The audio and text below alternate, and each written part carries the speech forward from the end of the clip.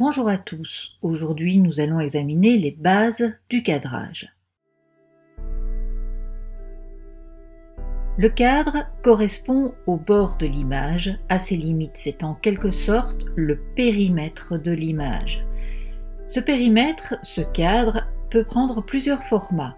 Dans ce cas-ci, il est carré, mais il peut également être rond ou encore rectangulaire, ou prendre n'importe quelle forme, tout dépend de ce que vous en ferez en post-production. Au cinéma, la personne qui cadre est appelée cadreur. En photographie, cela reste un photographe. Cadrer, c'est choisir la portion de réalité qui entrera dans le cadre. Voici donc deux cadrages différents pour une même scène, ce qui donne deux points de vue différents sur la réalité.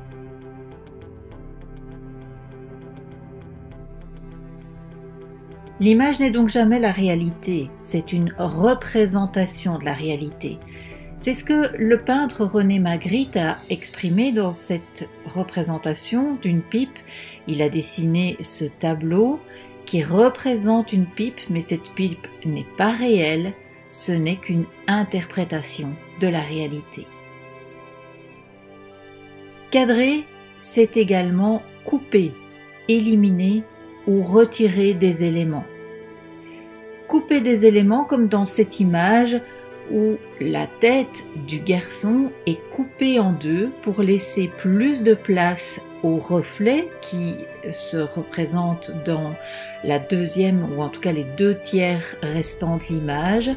La tête coupée nous permet également d'entrer plus facilement dans l'image.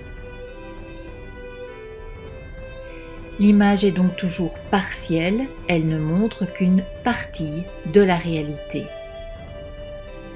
Enfin, pour cadrer, vous avez trois techniques essentiellement. Pour changer de cadre, vous pouvez changer de focale, vous pouvez vous déplacer ou combiner les deux. Changer de focale, c'est par exemple zoomer pour agrandir les éléments dans l'image ou dézoomer pour les réduire. Vous déplacez à gauche, à droite, en avant, en arrière, montez sur un mur, vous abaissez ou combinez les deux, c'est-à-dire vous déplacer et changer de focale.